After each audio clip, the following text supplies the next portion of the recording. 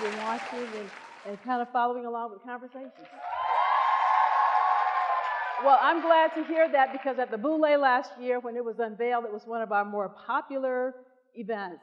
And here at Leadership Seminar 2015, it's our third largest event. So thank you for your support of Conversations. We have a fabulous lineup for you, and I'm going to bring her out right now. Many of you got a sneak peek last night, so you know who we have getting ready to come into the Conversations sofa. We have our soror, our honorary soror, who I found out her mother was an Alpha Chapter soror, and she comes from a lineage of many wonderful Kappa Alpha women. And guess who was one of her family's most treasured supporters and friends? Our past national president, Julia Brogdon Purnell. So please help me greet and welcome our award-winning, Emmy award-winning sorority sister, Soror Lynn Whitfield.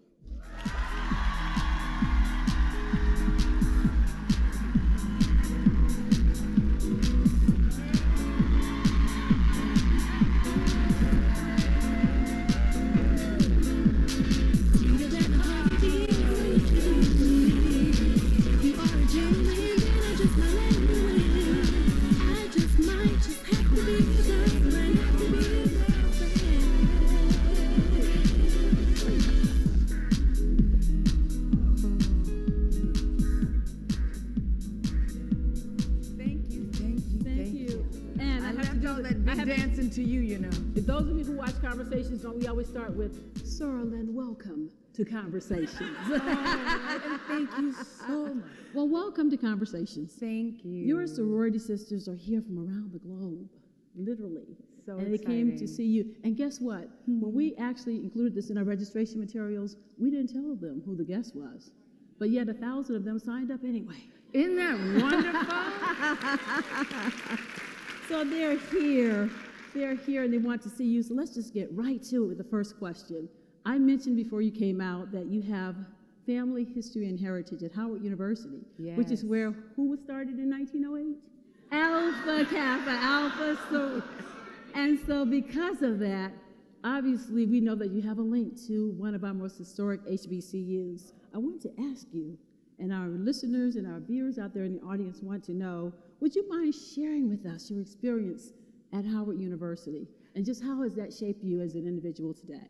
Well, number one, I would not be here if it were not for Howard University because my mother and father met at Howard University. Okay. So I was an idea that happened as a result of those of Howard University. It is so important that we, as the family unit of the universe, that we stick together, that we take care of our own, that we don't have to explain ourselves, who we are culturally, what is important to us, the importance of education, you know, because the HBCUs, that equals the playing field right there. Exactly. So for me, it was extremely important for my birth, extremely important as a third generation Howard grad. My grandfathers would, yes. So we don't have to explain our validity, and I think that the HBCUs make sure that we get the information because they understand what we're up against and what we, as they say, what we're working with. Right. When we leave those HBCUs. And the other reason that I feel it's so important is the important network. Like we had the Underground Railroad, we have the HBC network. Yeah, and so we help each other, we understand, we can pull it out when we need to, and I think that network is extremely important, and we have to support them because as we know, they are so threatened right now. Absolutely. And Dr. Maya Angelou and so many have continued to support because we need them. All studied those little jewels of schools all through the South. We need them and we have to continue to support them and bring the visibility to their existence So it's very, very important. Like I said, I would still probably be an egg without an HBCU. Right. And I think many of us feel the same way. If you feel that way in our audience in terms of how they've developed you, let's hear a round of applause. Right. Yeah. Sarah Lynn, you are truly iconic, and I'm going to list for our audience some of your tremendous works. No dates. No dates. I won't. I will not do that. But guess what? Many of us know about it, whether they're young or old, because they watch everything these days. Can we just say, for those of you in the audience who remember this, you can just say, mm-hmm, when I say it. For colored girls who have considered Suicide and The Rainbow is Enough, where you co-starred with Alfre Woodard. Yeah. What about A Thin Line Between Love and Hate? Girl power! Eve's Bayou. Yeah. Medea's Family Reunion. Redemption. And The Women. Well, let's give it up for the Emmy Award-winning The Josephine Baker Story. For Josephine. And also The Wedding. Yes. And the recurring role you have on many of our favorite shows, How to Get Away with Murder. Yes. Sarah Lynn, how does it feel when you step back and look at that powerful body of work? Well, I love acting. I love telling stories. So when I look at the work and the body of work, I just want to do more.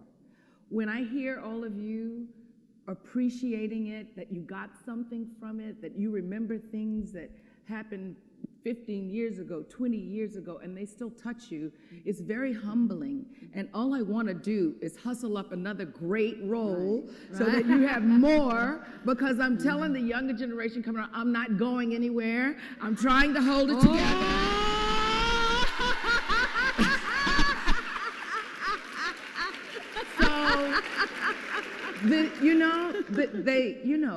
They're saying that the only competition you have is yourself. Mm-hmm. Exactly. And so I just want to best myself and continue to do meaningful work that women like you and our people and all people can gather around and say, yes, that's a slice of humanity that means something. Right, exactly. And I'm jumping out of sequence here, but I must say to the audience that our sorority sister currently has 5 different projects, I believe, going. That's what I heard. Mm-hmm. I was told that by Little Birdie. You've completed 5 major projects. Well, the thing is what I've been doing some very interesting things and reaching out. Because as you mature in this business, you go through the lean times, the in-between times, the really abundant times, but I've reached out to the African community.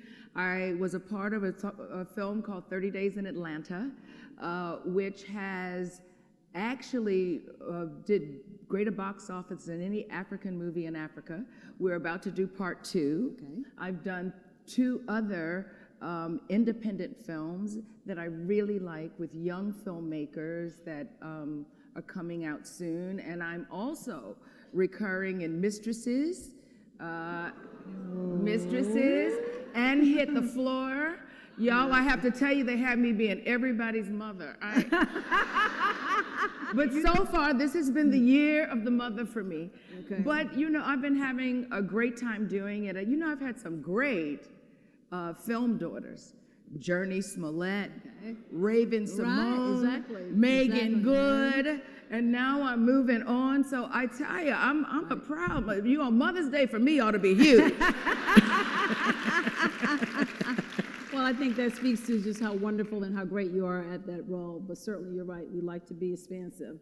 You grew up in a household, Sarah Lynn, where both parents were professionals. You mentioned your father earlier, and we know that your mother, I believe, was with the finance agency. Yeah, the Louisiana Housing and Finance Agency. Okay. So she helped people who never would have been able to afford to own a home, own one. Right, that's great.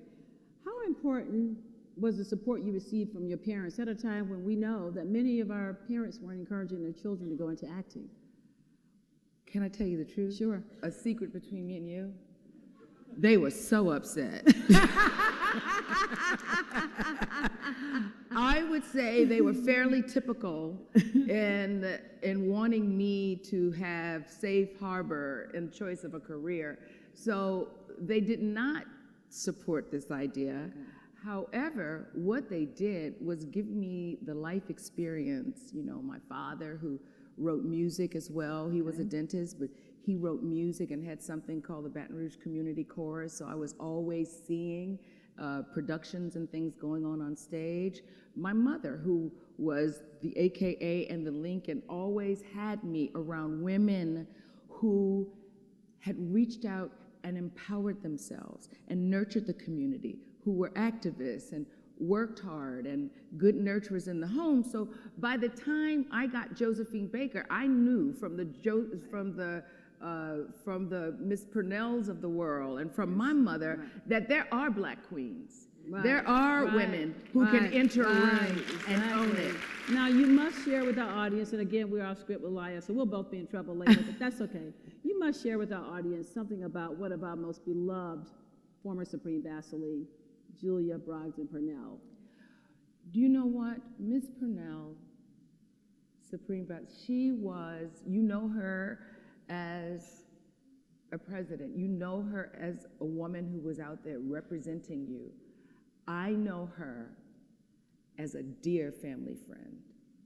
Whatever my family went through, she was there.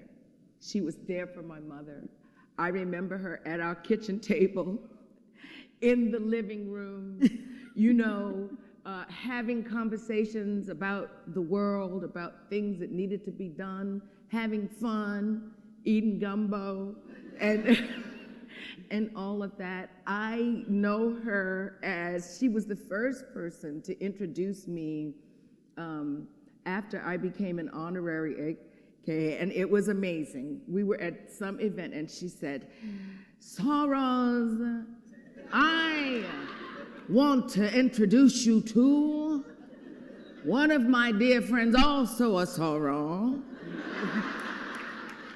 a magnificent, magnanimous, talented, indefatigable." Now, I had to go to the dictionary and say what. And you know, and when I looked at it, I said, I'm a hustling actress. You're right. I better be indefatigable. So I know her as a dear, dear family friend. For those of you in the audience who remember our dear Supreme Basilee, is there a particular role that you played that has been particularly endearing to you? If so, which role and why? Well, you know, that's a question I have often, and when I am doing it, when I'm creating the role, when I'm creating the truth of that person, I have to fall in love with them. I have to fall in love with their flaws. I have to fall in love with their accomplishments, their pain, everything, so that I could bring it forth. So I love them all, but I would have to say, if we want to go with the theory of no pain, no gain, that Josephine Baker had to be the one, you know, winning the Emmy, getting the Golden Globe nomination, winning an Image Award, marrying the director, having a wonderful daughter, being remembered for the rest of my life, something they'll play probably when my grandchildren are alive. You know, it'll be in a little time capsule. That would have to be the one that I think I had the most gain thus far. Right. Very good. As a woman of color in the film business, talk a little bit about your perspective about our images in TV and film and how they've evolved over the years, and just kind of where are we now, and more importantly, where are we headed? Oh, I think we're at a very exciting time.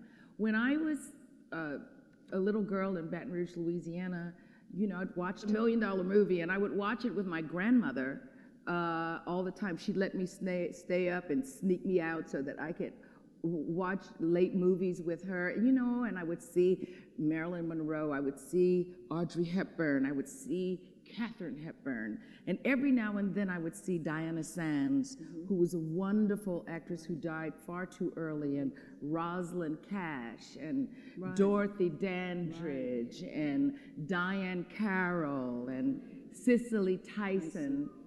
And so I said, yes, I can do this, but it was few and far between. Cut to later in my career, you know, we got to do things like the Women of Brewster Place, which brought women together. We've had Cheetah Girls, and we saw, but now we have Scandal. We have Olivia Pope. Now we have Shonda Rhimes.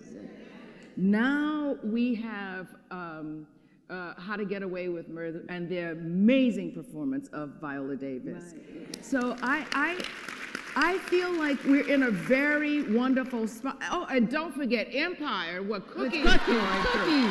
What? Cookie. What?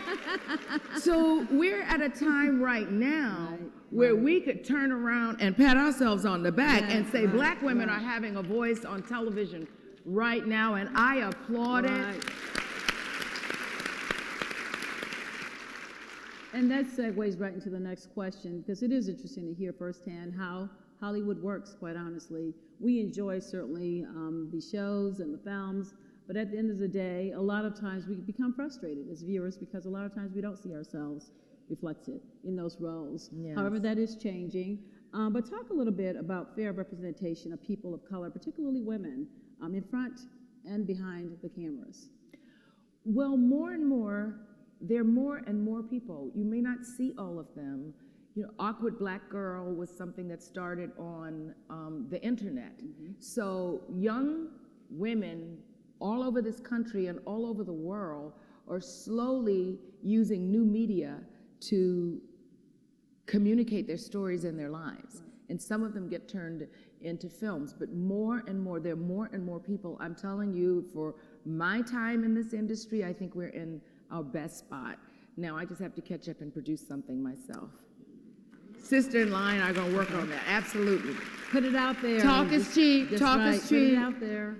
Great, well, put it out there and we'll be waiting. Yes, ma'am. It comes, exactly.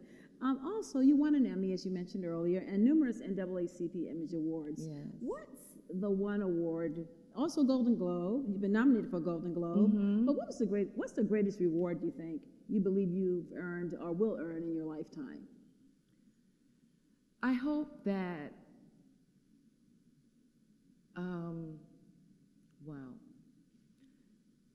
to really touch numbers of people that matter and to serve people in a way that it's economically viable, of course. I'm not trying to, but to serve in a way that I leave a legacy. So one of them is my daughter, who's really coming along. This is a huge thing that I think I will leave her here. She is a legacy to me, and she is working on her singing career and wants to do great things, but also, you know, to begin to speak as myself and not just in characters and reach numbers of people. Sure. I'm very much looking forward to that.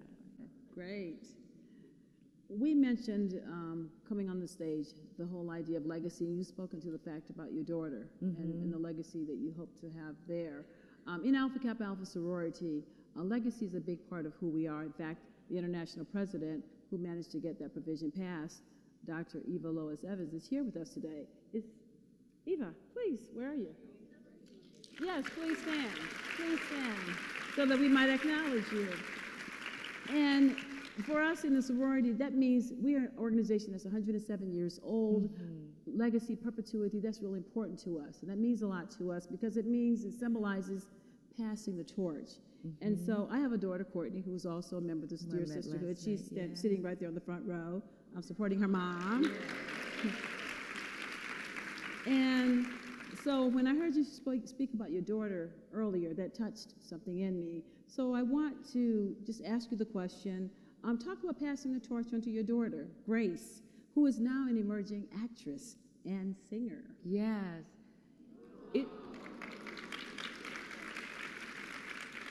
She had her first role in Black Nativity. She played Mary, who actually, you know, gave birth to Jesus, and I was like, good, it's a movie.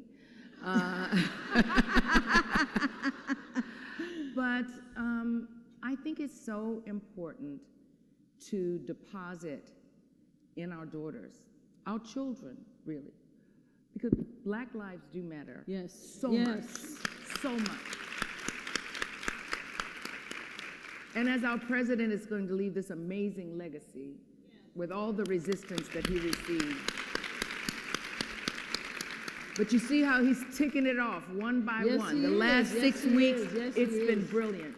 Yes. So the legacy of we who have been blessed with an understanding of hard work and some good breaks, for our children, I think we have to deposit in them that whole notion of hard work, strategy, heart, spiritual growth, like where you go when the going gets tough, because I won't always be here. Right, exactly. So I just think that legacy, the most important legacy I can leave here is my blood and my belief system, and that you can refer back and see that I stood for something and I didn't fall for absolutely everything. Absolutely. That's critical.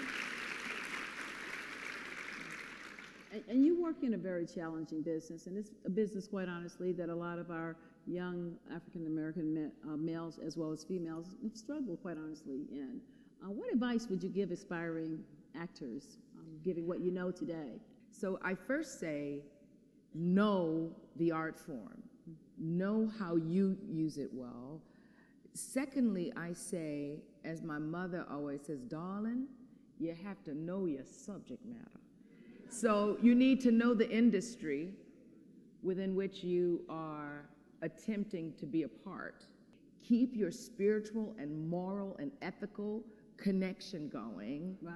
And keep keep all of that going. And then after that, just keep chipping away at it and chipping away at it. And also, you know, it's called show business, so keep that together as well. Exactly, exactly.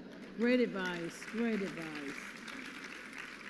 You mentioned earlier one of Chicago's most famous citizens, our president, and we're just so proud of him. So proud of him. And it's interesting because our international headquarters sits in a spot that is not far from where the future presidential library will likely be. So we are just absolutely giddy about that whole prospect. You can never give up that real estate. Is that absolutely not? Absolutely not. You're right. And we're not. We've been there for a long time. When President Obama ran for re-election in 2012, your presence was greatly felt on the campaign trail. We saw you a lot out there, absolutely working hard to make sure that he was re-elected. You provided support for him as well by encouraging others to vote. How do you feel that your participation in that historic role impacted your life? Because we saw the whole personal side of Lynn Whitfield. Well, it was both campaigns. The first one I begged to be a part of it after the convention, and it took them about 3 weeks to vet me and say, oh, allow me to go out and be a part of it. And then they included me in the second campaign as well. For me, it was extremely meaningful because, you know, acting, you're wherever they send you on location, and that's what you do. But, or you're in New York, or you're in Los Angeles. But I got to travel the middle of this country. I got to be in barbershops and beauty shops and first lady teas of churches and all of that, and go into the churches and actually see the stuff that Americans are made of. And it excited me so much. I mean, I didn't know about, you know, the cornfields and all of that. I'm from Louisiana, I knew about sugarcane. I didn't know about all the corn and all of this just, you know, growing everywhere. I didn't see, you know, all of the struggles that so many Americans have. I didn't know really how important healthcare was and what was happening in education and, you know, Michigan and, you know, so many places, you know, Ohio. I did not know that in the middle of Ohio, they had Confederate flags on roofs in farmland. I didn't know, it scared me to death. Anyway, we also had a win there, didn't we? With Sure did, absolutely. So it's changed me forever because I can no longer just go and act and speak from someone else's voice. So I really am hard pressed to develop more platforms where I can go out and just talk to people as myself and serve and help and see what I can do, because I think I have some ideas too. You're an honorary member of our great sisterhood, and you exemplify the high standards and commitment to excellence that we stand for. Before you came out, I mentioned to the audience that your mother was initiated into the Alpha Chapter at Howard University, which is where we were started. And one of our past national presidents, who's here today in the audience, also was an Alpha Chapter initiate. Faye Beverly Bryant, please stand so that we might acknowledge you. So you have to make sure you tell your mother that you saw Miss Faye, Sora Faye, at the Conversations Live taping. But I want you to just mention to the audience, because I'm sure they're saying, well, she was at Howard and Alpha Chapter, why was she not initiated there? Your journey into Alpha Kappa Alpha was a little different. And also, audience, she has lots of aunts and other family members that are members of this sorority. So she has a long lineage in Alpha Kappa Alpha. So talk a little bit about your journey into the sorority. Well, I had knowledge of the AKAs from a little girl, when my grandmother's house and my mother's house and two of my aunts would have the meetings at their home, at the family house, and everything was pink and green, and I mean the toothpicks and the grapefruit. And if there was a local event, I was handing out the programs. And Courtney, we understand. We understand. And so I understood, if you do it well, how demanding this organization is, how much it takes of your personal time. Because it was attempting to begin an acting career is so demanding itself. I didn't feel that I could do both things. But when I was contacted and invited to be an honorary member, I did not know until I walked on the stage and saw that sea of white, the honor. I understood what it meant. And since that time, you've continued to reach out to me and keep me involved, and I so appreciate it. And as I move forward, look forward to being more involved as the organization moves into its new page of service, which is very important to me, health and education and all of that. So I feel like I'm entering a new phase of being a soror, and I'm very excited about that. Yes, we are launching new dimensions of service, and certainly given your interest in where you're going next, we know that you can contribute, and we will stay in contact. And the members in this room know that if we say we'll stay in contact and follow up, we will. I know. But as you know, we do, audience members, we do stay in contact with our honorary members, and so that's why she has a working knowledge of the targets of the new platform. So we're appreciative. What does it mean for you to live fearlessly? Oh, to challenge the instinct to recoil, to allow the little voices to get in the way, to challenge that, to not allow it, is very, very important. And that, for me, is a day-to-day exercise. To be fearless is not an overall statement of a life. Let me speak for myself, for me. I have to work on that every day, to quiet voices of fear, of I can't, of what if not, and all of that. Right now, my family's in a huge challenge with a very ill family member, and I would beg all of you to pray for my brother and my mother and my entire family that all will be well. But every day, I have to work in my spiritual life and in the little voices to say, fear is dead and faith is alive in my life. Yeah. With the members of Alpha Kappa Alpha Person, would you stand as we jointly present this gift? You are so awesome and inspiring. We did not want you to come without presenting a small gift to you. And please know that we are so proud of you, and we're very sincere when we say, whatever project you take on, the members of the sorority, your sorority sisters, are there to support you. You're one of us. Thank you so much. Thank you so much.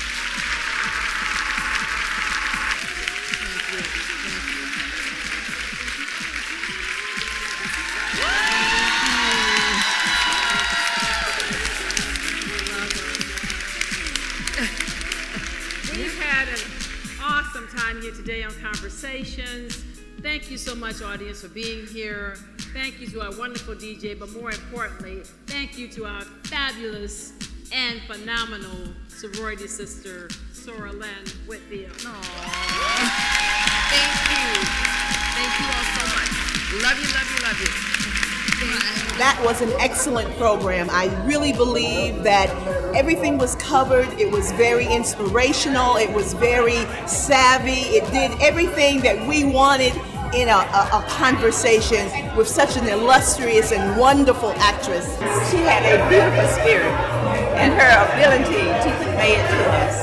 The ambiance was just wonderful. To see Sora Lynn actually be vulnerable and allow her sisters to get her, not the actress, but her soul, her inside. And so many things that she said I related to personally, and staying grounded and seeking that escape. And what's even better than that, it's Nola love. I think it was fantastic. I enjoyed it. Marvelous. Oh, for Kappa Alpha style.